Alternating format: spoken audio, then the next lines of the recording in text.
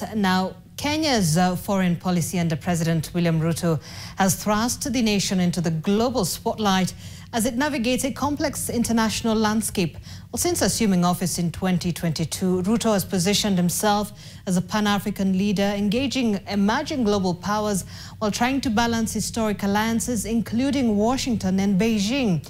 Yet controversial international deals and domestic turmoil as was seen during the June 2024 anti-finance bill protests over soaring taxes and living costs, have fueled skepticism about Kenya's capacity to sustain its rising stature as a regional powerhouse.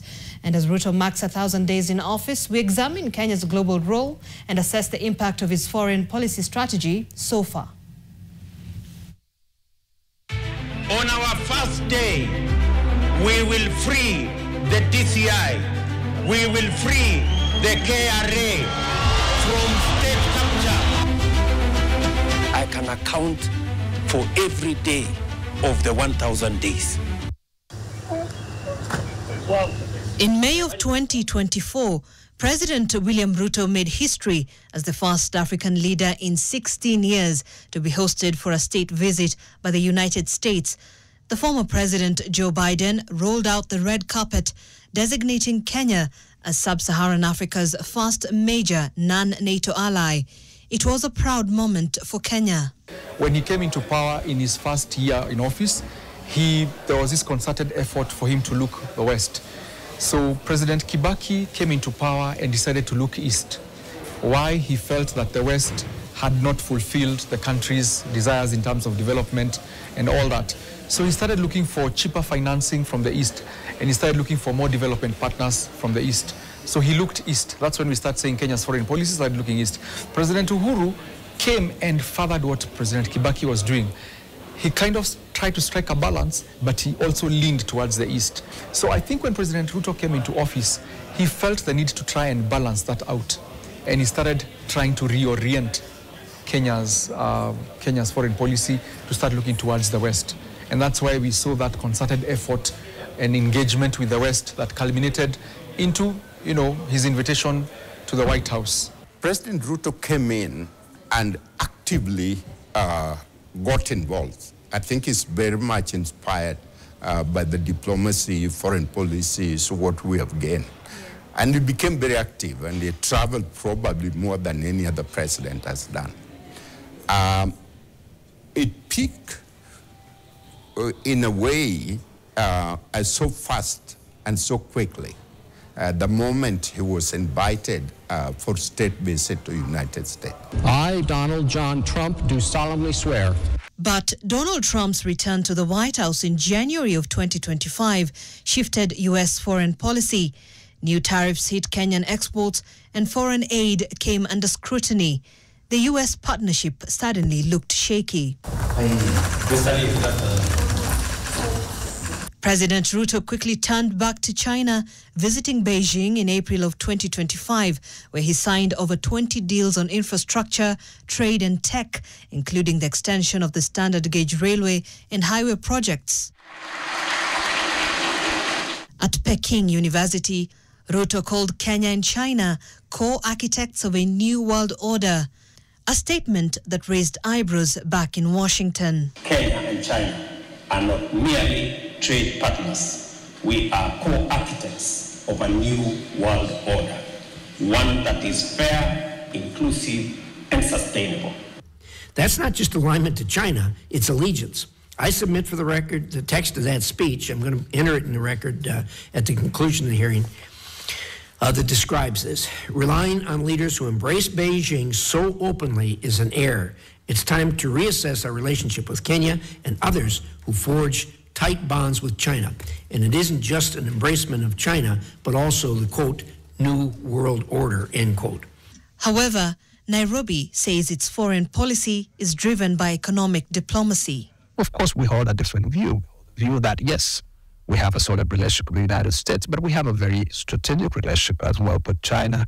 And within the context of a multipolar world, which is a present reality, and a growing reality, it would be remiss on the part of Kenya just to look, to engage with one actor rather than engage with a multiplicity of actors, so that it can build more resilience. The statement is quite heavy because it simply shows America's sign of displeasure at the turn of events and really wondering, are you the same country we just made a major non-NATO ally the other day? I thought we came here and cemented and sealed our friendship. But remember, at the end of the day, and I keep telling people, nation states act in their best interest. You cannot cage a nation and tether it, so to speak, with a chain and tell it you cannot make any more friends. That must have shocked the US. That must have disappointed the US. China has equipped itself over years, utilizing its relationship with the US, Europe, and the rest of the world, and acquires significant resources that will tilt it in the future as a major player in the world. So China cannot be ignored by Kenya or any other country. And it's not just a question of facing East or West anymore. President Ruto faces a strategic dilemma on making new allies while preserving old ties, as evidenced by the symbolic 2023 state visit from King Charles, the US, and this year's state visit to Beijing. However, it has not been all smooth sailing. Ruto's deployment of Kenyan troops to Haiti in 2024 as part of the UN-backed mission appears to be facing an uncertain future, as questions linger over whether President Trump's administration will rethink its decision to fully fund the Haiti mission. Nairobi says they have assurances of support by Washington. Matter of fact, the Prime Cabinet Secretary, and myself were in Washington, D.C. A month ago, and one of the things that was of great sort of relief to us is to get the most unequivocal commitment from the Trump administration, from none other than Marco Rubio himself, and the National Security Advisory Team, and people at the White House, being assured that Kenya would not be alone in this mission and that the U.S. was fully behind it, behind the mission, and would do what it could to be able to support it. We should have had a plan B, a contingency plan. Should we find ourselves in a place where we are not getting the funding and the resources, and we've already lost a few lives in Haiti, what does Kenya do? So that is a big question.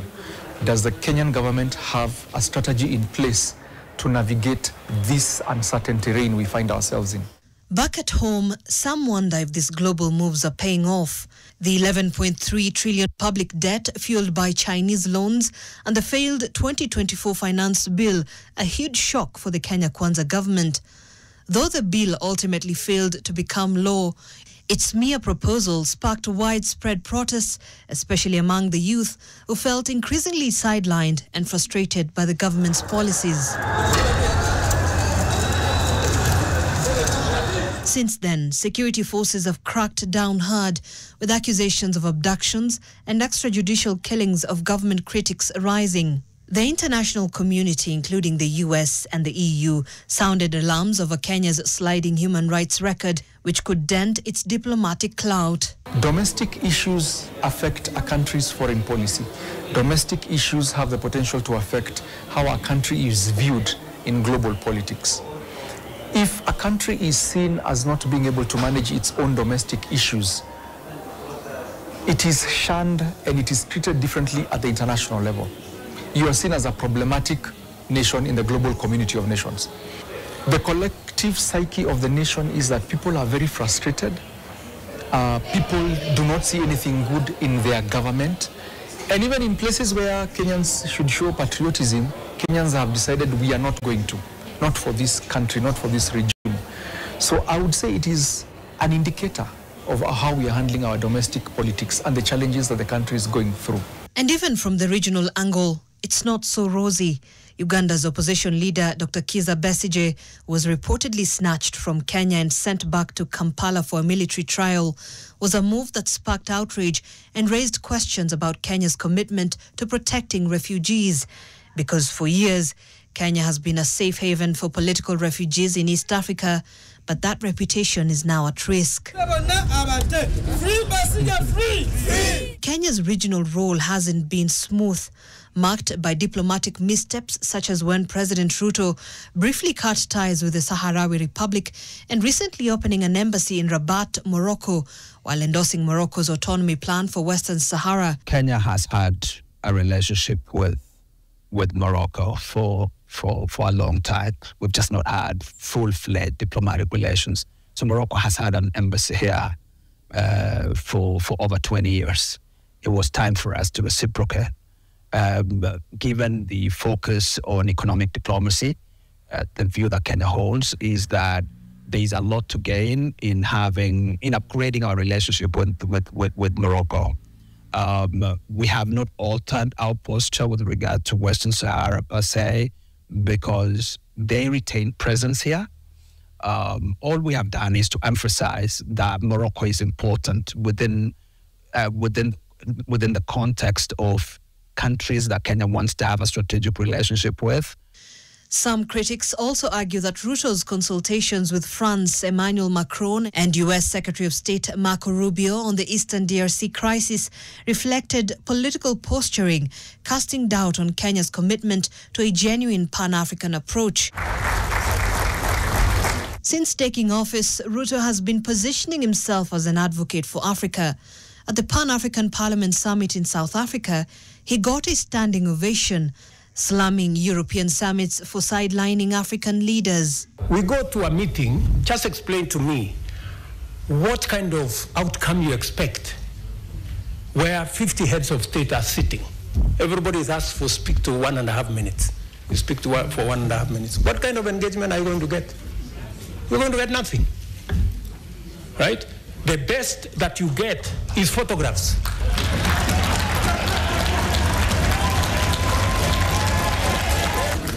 That's it.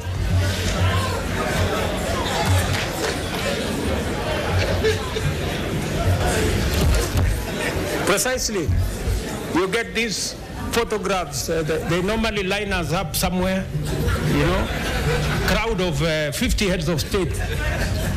And that's all we come home with, His remarks about Africa's priorities on the world stage, including demanding a stronger African voice in the UN Security Council, quickly earned him accolades, which culminated in Time magazine naming him one of the 100 most influential people in 2024.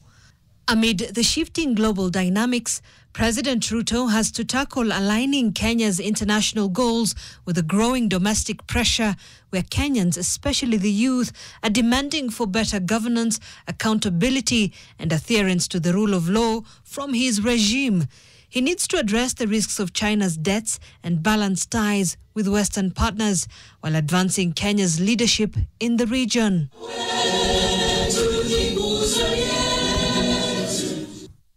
On our first day, we will free the DCI. We will free the KRA from state capture. I can account for every day of the 1,000 days. Away from that, Health Cabinet Secretary Aidan Duale